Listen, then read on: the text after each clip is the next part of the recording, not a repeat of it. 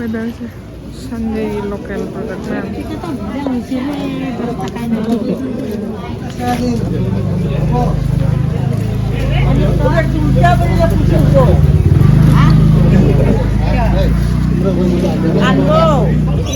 Tadi gua mau patara nih, yang timbul yang timbul. Dar udan kor आगे. Patara sudah. Sudah patara. Ini.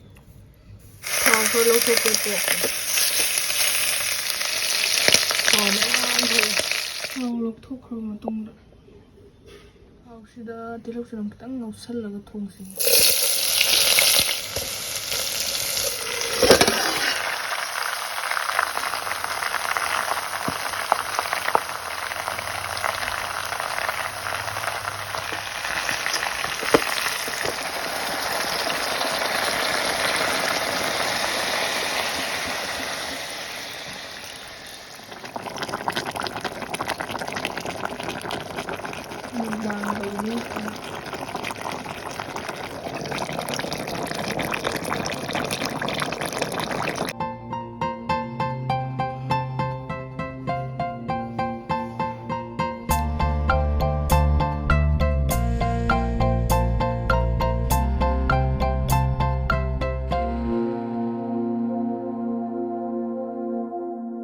Ngarang aigi manglan duda nang na inakta pamlammi ikaina yenglag imomon mino tamki nungshina yenglammi Hanokda yung mayam pu punemjai ngasidi mayamna tawbiro haiba porka soibumga tawbudune ai khuthongda hana fetstagi thawung lawthoga ngauraga khara adaga soibum hapane soibumse asangudune hoi utlage sise kian gani buko aduna trade aduga masina loklaiga aluga yongchak ka toroga iron bane aduga umurok lon bane kasi manam se am nusi aduna manipuragi mi chak pa yawe ko dui moina pubirak bane awa sisina phakpai mana lapu lon abadi saida lapu di yonde ka sa do mangai kolam niga potna ba utong kaina haina bla duga sida chips khara lage umok chaina sadra kadi da ado mayam si video se hodringai da ai comment pukning yam dugsi ba duga aina su mayam na su sum khalam hadi mana hang ai se mayam na su dum khang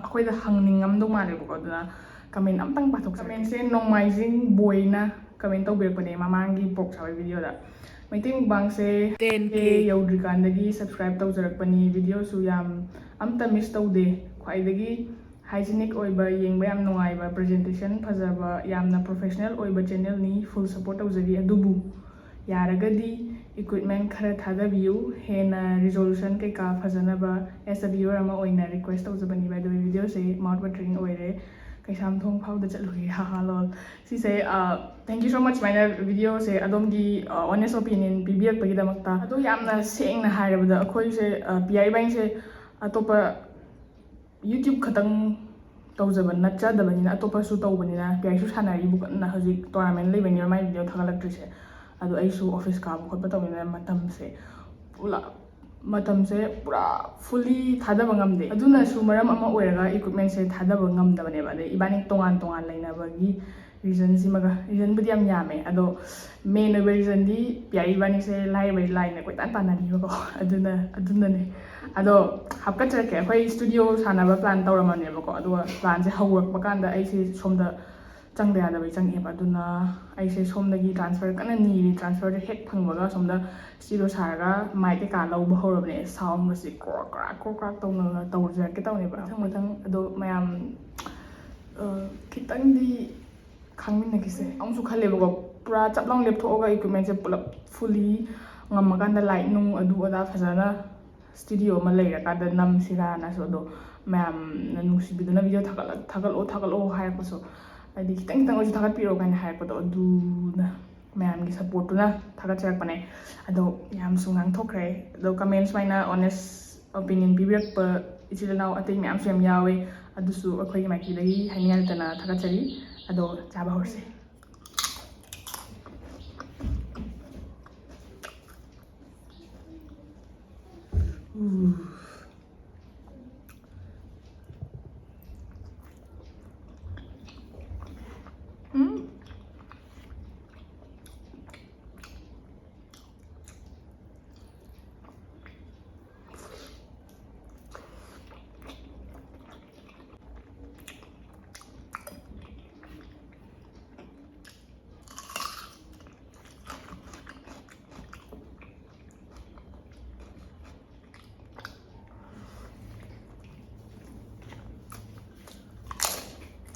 ꯃꯍꯤꯁꯦ ꯈꯔ ꯂꯨꯞꯀꯦ.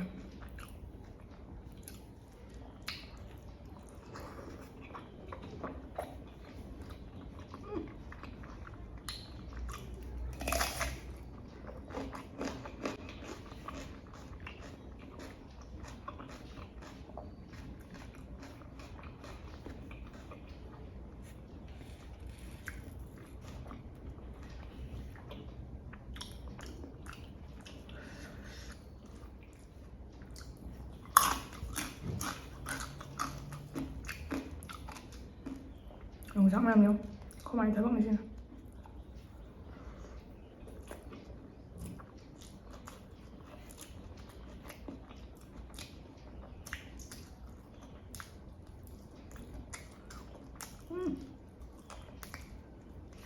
Hậu ấy. Yongchak chưa?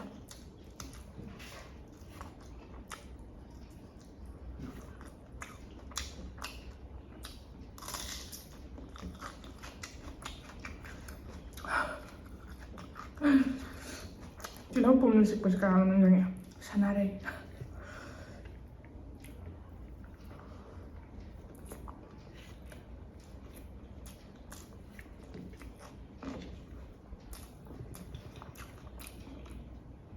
Ay, video lang magto ng hajam ng chak-chab da. Diyan naman ang umum sabi yo. Mayroon. Imun kan katan man iba. Hallelujah.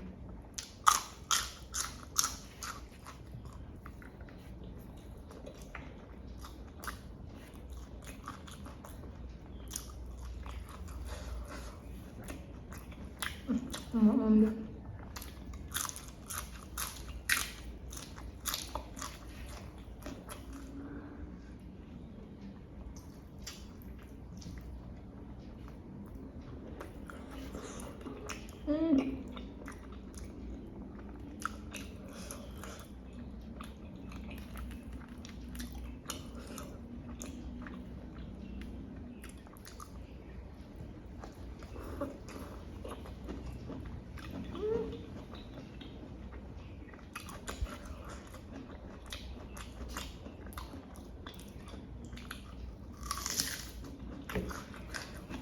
Wow.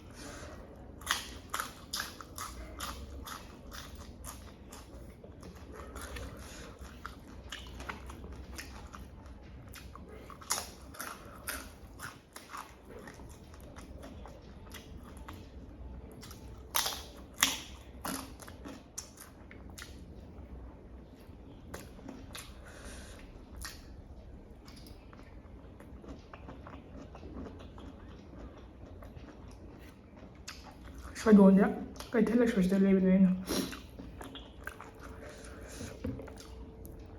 Panen dia sepiyam ne du ngai mo se.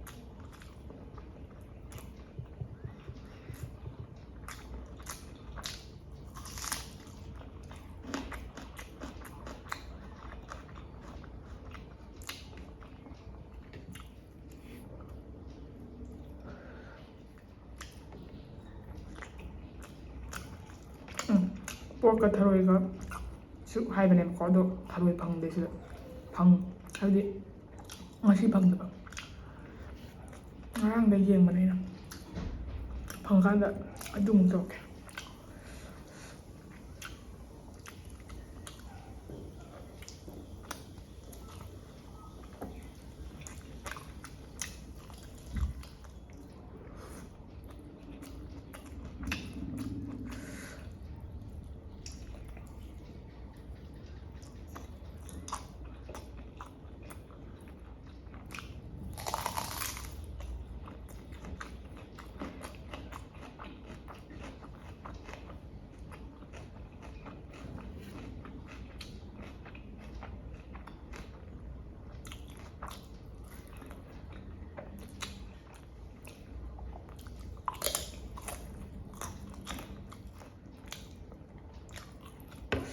ꯑꯩꯅ ꯁꯦꯠꯇꯕꯤꯗ ꯁꯥꯡꯅ ꯍꯥꯞꯄ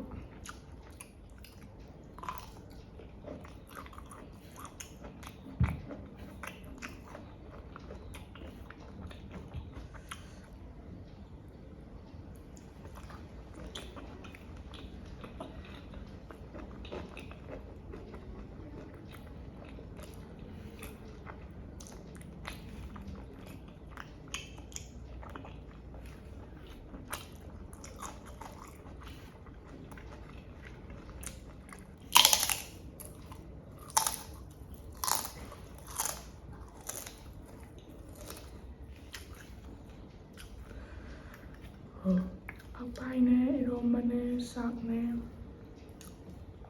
ꯎ ꯃꯣꯔꯣꯛꯅꯦ ꯁꯨꯃꯥꯏꯅ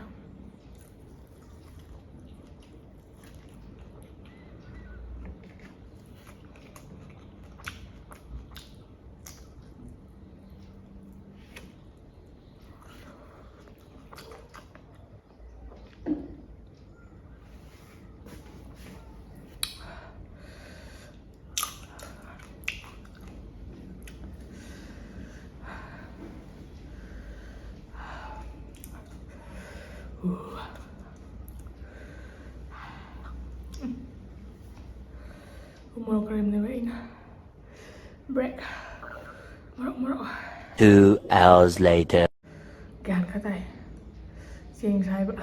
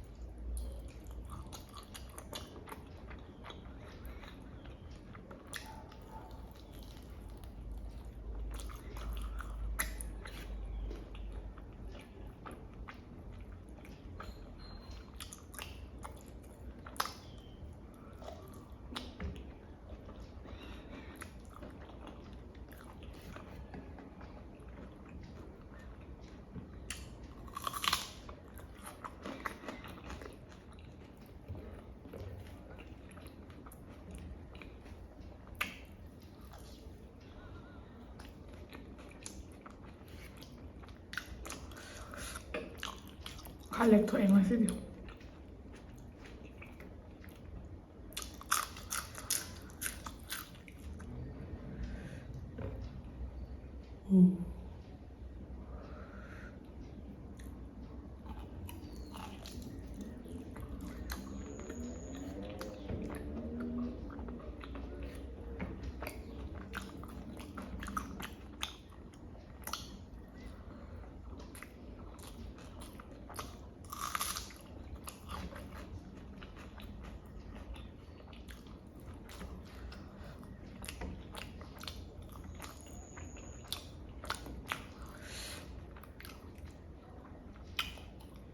ꯂꯥꯏ ꯐꯖꯕ ꯌꯧꯍꯜꯂꯁꯤ ꯃꯌꯥꯝꯁꯤꯃ